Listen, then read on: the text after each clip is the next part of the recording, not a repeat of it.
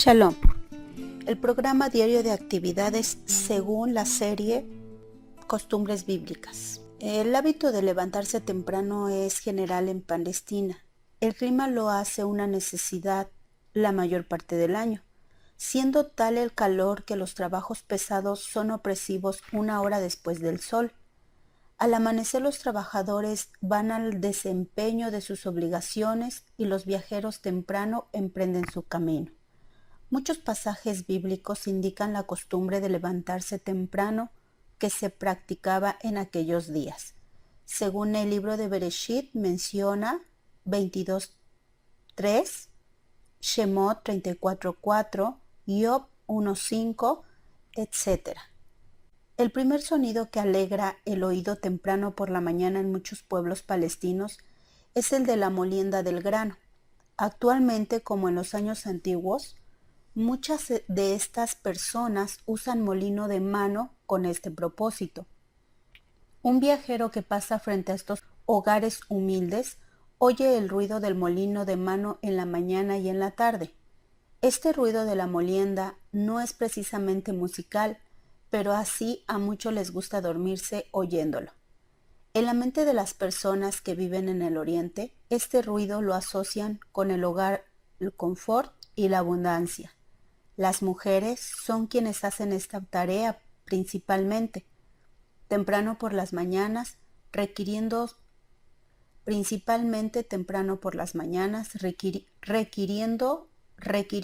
algunas veces trabajar hasta el mediodía para poder terminarlo. Cuando Yirmiyahu lanzó juicio sobre Israel por sus pecados, dijo con frecuencia a lo que Elohim quería de ella: y haré que parezca de entre ellos voz de gozo, voz de alegría, voz de desposado y voz de desposada, ruido de muelas. De esto puede inferirse que el ruido de estos molinos de mano es una indicación de actividad y vida, y su ausencia puede ser signo de suma desolación. Es de esta manera que la mujer que tenía a cargo esta tarea hacía que su hogar fuera un lugar de confort y un lugar que tuviera vida. Qué importante es la actividad que una mujer realice dentro de su hogar para lograr el objetivo. Las referencias bíblicas a los molinos de mano son fieles a las costumbres orientales. Aun cuando hay molinos de mano sencillos para usarlos una sola persona, es común que dos mujeres trabajen en uno juntas. El molino está compuesto de dos piedras de 45 a 60 centímetros de diámetro. Las mujeres se sientan a él poniéndosela una enfrente a la otra. La piedra superior se mueve sobre la inferior, impulsada por una manija que es hablada alternativamente y empujada. Las comidas no siempre se sirven al mismo tiempo en el Oriente, y la naturaleza de las comidas varían en las diferentes regiones. El almuerzo se servía tan tarde como al mediodía, en tiempo. Sin duda que con frecuencia se servía al mediodía. En la parábola del casamiento del hijo del rey, el mensaje que Mashiach dio a los invitados de la comida seguramente sería a esta hora, como la comida de las bodas inglesas. Yeshua menciona las dos comidas de los Yehudí en una exhortación hecha a su hospedador: cuando haces comida o cena. A esto se refería. La comida de la tarde en muchos casos es la principal, pero siempre todo dependía de la naturaleza y el lugar de trabajo de hombres. La costumbre en algunas ciudades modernas de almuerzo entre las 9 y las 12 y la comida por la tarde corresponde a las dos comidas. Generalmente, el pueblo yaudí solamente hacía dos comidas al día, ya que la primera era a media mañana, la segunda en la tarde, llamada cena. Las mujeres fabricaban la tela para su familia. La lana que usaba se obtenía de los rebaños. Tenía que hilarse sin el uso de los talares modernos que actualmente se conocen. Referentemente a esto, el libro de los Proverbios, Maasé, en su atributo a la madre ideal, lo describe así: aplicó sus manos al uso y sus manos tomarán la rueca. Proverbios 31:19. Los antiguos egipcios y babilonios eran expertos en tejer, tenían grandes telares, pero la mayoría del pueblo común palestino usaba talares muy primitivos y el proceso de tejido era de necesidad, era lento y tedioso. Por supuesto que no había máquinas de coser o agujas de acero. Las agujas eran muy toscas y hechas de bronce, y algunas veces de astillas de hueso que se afilaban de un extremo y con un agujero en el otro. Se dice que actualmente la mayor parte del hilado en Siria es hecho por mujeres ancianas. Da ocasión a las tejedoras de unirse, así ellas hilan mientras platican y algunas veces mientras comen en un modo informal. Cuando dice la escritura, aplicó sus manos al uso y sus manos tomarán la rueca en Masé, es lo mismo que decir, ellas nunca están ociosas, o como dirían los sirios, su uso nunca está fuera de sus manos.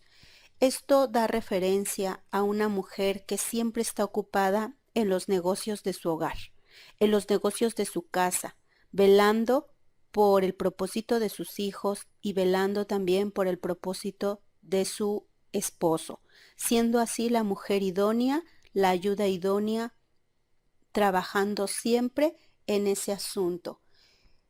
Las mujeres que tejían son las que proveían la protección a sus hijos y a su esposo, ya que ella dependía del trabajo que ellas realizaran, es que su familia tendría las cobijas suficientes, los abrigos suficientes para taparse del frío, para taparse de la intemperie. Pero así, una mujer sabia tiene las manos en el uso. Las mujeres orientales, al lavar su ropa, acudían a los manantiales, corrientes de aguas, piscinas o canales de riego. Sumergían su ropa, luego la sacaban poniéndola sobre piedras planas, las cuales abundan en Palestina. La golpeaban con una cachipora de medio metro de largo, acarreaban el agua en un recipiente de piel de cabra y tenían una vasija para enjuagar la ropa. ¿Qué proceso se usó en tiempos de David? Seguramente indica en su oración de su salmo penitencial, lávame más de mi maldad, que está en Teilim 51.2. Este cuadro viene del proceso de lavado de la ropa, del proceso de lavado cuyas manos lo realizaban las manos de las mujeres. Todo lo hacían sus manos. De ahí la frase que la mujer sabia edifica su casa, mas la necia con sus manos la derriba.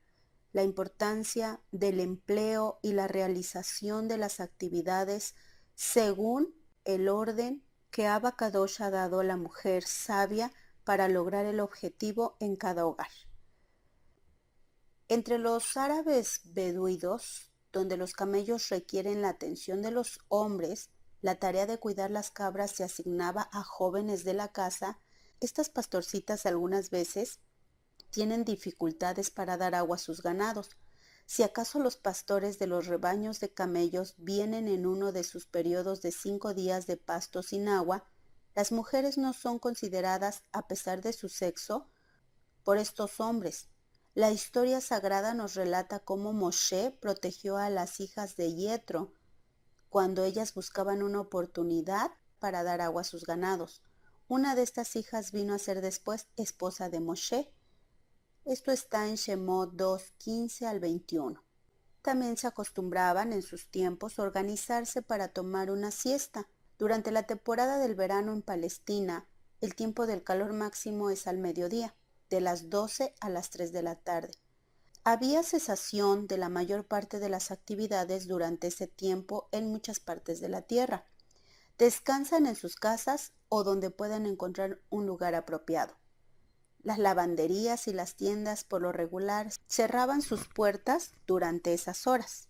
En Bereshit 18:1 nos cuenta la Torá que Abraham estaba sentado a la puerta de su tienda en el calor del día. Ahora hablemos un poco de la conversación diaria. Desde los días de los patriarcas hasta los apóstoles, la conversación diaria entre los Yehudí incluye muchas referencias a la deidad. Sin duda que había labios insinceros que pronunciaban el nombre de Elohim descuidadamente. Pero cuando esta costumbre practicada por gente de Elohim, qué hermosa era. En el libro de Ruth encontramos muchos ejemplos de tales conversaciones. Uno de ellos es cuando las amigas de Noemí exclamó, bendito sea el Adonai, en Ruth 4:14. También tenían la costumbre de tener un lenguaje figurado y expresiones exageradas. La manera oriental de hablar frecuentemente es para registrar gráficamente que se requiere dar a entender o quizá demostrarlo. En Hillel, Lucas nos da un buen ejemplo en su relato de las experiencias de Shaulo. Descendió de Judea un profeta llamado Ágabo, y venido a nosotros tomó el cinto de Shaulo y atándose los pies y las manos dijo, esto dice el Ruach HaKodesh, así atarán los judíos en Jerusalén al varón cuyo dueño es este cinto. En Maaseh, Hechos 21, 10 y 11.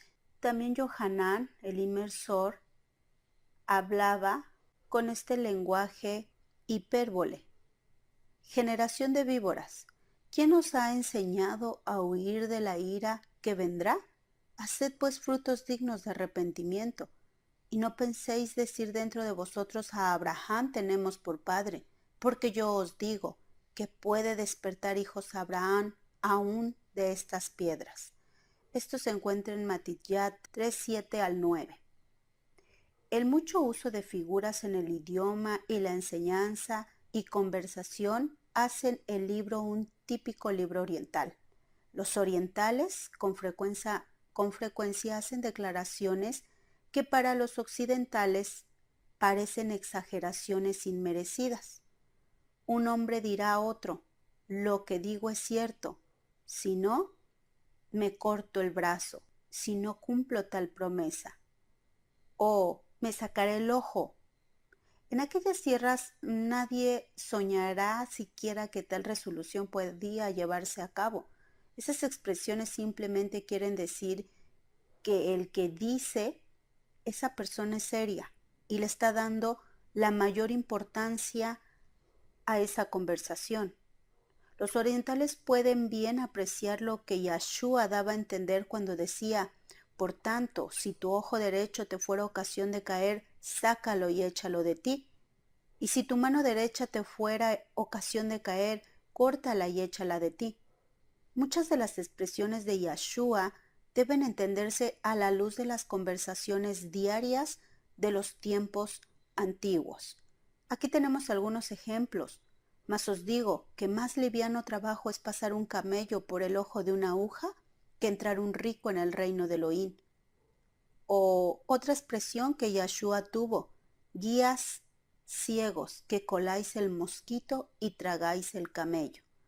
¿Y por qué miráis la mota que está en el ojo de tu hermano y no echas de ver la viga que está en tu ojo? Al leer estos pasajes de la Escritura, los occidentales deben recordar el afecto de los orientales por la hipérbole, tratando asuntos delicados en compañía mixta. Los que visitan Palestinas en todas partes del mundo con frecuencia se ofenden por la manera como en las diarias conversaciones de los nativos se incluyen asuntos de los que nunca se hablaría en círculos corteses occidentales. El oriental considera perfectamente propio hablar acerca de cualquier cosa que sea natural en presencia de hombres, mujeres y niños. La exageración en este lenguaje es únicamente para referirse a la importancia tan grande que tiene el asunto. Así como Yahshua hablaba de que si tu ojo te era ocasión de caer, lo sacaras de ti, pues mejor era entrar al reino de los Shamaim tuerto que con los dos ojos ser lanzado al lago de fuego.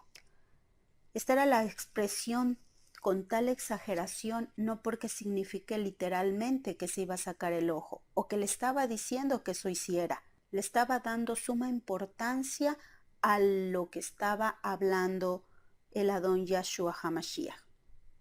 Finalmente, vemos otra tarea de las mujeres que era ir por el agua, y esta era tarea exclusiva de mujeres. Iban a los manantiales y a los pozos para los quehaceres hogareños. En Bereshit 24:11 habla la hora de la tarde, la hora en la que salen las mozas por el agua. Esta tarea la entrenan las mujeres desde la niñez. También vemos una referencia en 1 de Samuel 9:11. Este trabajo era por la tarde, aun cuando algunas veces se hacían temprano por las mañanas. Cántaros de barro, lo dice Lamentaciones 4:2, se usaban para este trabajo, los que tienen a veces una o dos asas. Ha sido una costumbre entre las mujeres siriacas llevar el cántaro de agua en su hombro, aunque algunas lo llevaban sobre la cabeza. La mayoría de las mujeres árabes en Palestina lo llevan sobre su cabeza. La escritura nos dice que Ribka llevaba su cántaro en el hombro, en Bereshit 24:15. El llevar el cántaro al agua era costumbre universal de las mujeres. Debe haber sido un cuadro pintoresco verlas ir y venir con su cántaro graciosamente puesto en la cabeza o su hombro. Cuando Yeshua dijo a dos de sus discípulos, id a la ciudad, y os encontraréis un hombre que lleva un cántaro de agua, seguidle, en Marcos 14:13, ese era un modo fácil de identificar a una persona, porque no es nada común ver a un hombre llevar un cántaro con agua, porque esta es tarea de mujeres. Cuando grandes cantidades de agua se necesitan, los hombres usan grandes sacos de piel de oveja o cabra para llevarla. Los cántaros se reservan para uso de las mujeres exclusivamente. Entonces, cuando Mashiach estaba hablando de que un hombre llevaba un cántaro, era algo inusual y que se podía distinguir totalmente de inmediato, porque los hombres cargaban sacos de piel de oveja para llevar cantidades grandes de agua, ya que las mujeres eran las únicas que portaban el cántaro. Entendiendo esta costumbre, podemos entender también la inmensidad de las palabras del Adón Yahshua. No se dejaba nada en el pozo que pudiera servir para sacar el agua de lo profundo. Cada una de las mujeres que van a traer el agua, además de su cántaro, llevan una cubeta de cuero y una soga suficientemente larga para bajarla hasta el nivel del agua. La mujer samaritana a quien Yahshua encontró en el pozo de Jacob había traído esto, pero Yahshua no tenía un equipo igual. De ahí que ella le dijera, Señor, no tienes con qué sacarla y el pozo es hondo. Esto está en Yohanan 4:11. En respuesta a su solicitud de que le diese a beber, ella la sacó del pozo y la dio a él.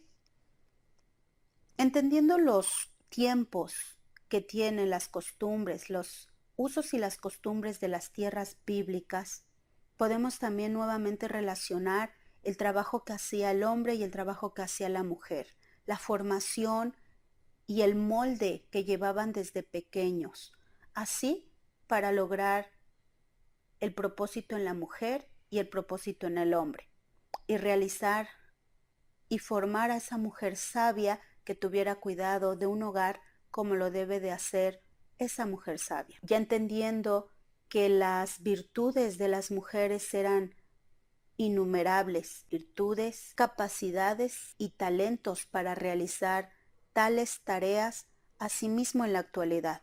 La mujer tiene la inversión de su hogar en sus manos, y si ella quiere, la administra correctamente, pero si no, las pérdidas serán lamentables. La mujer, una virtud en el hogar para que toda una familia cumpla su propósito. Shalom.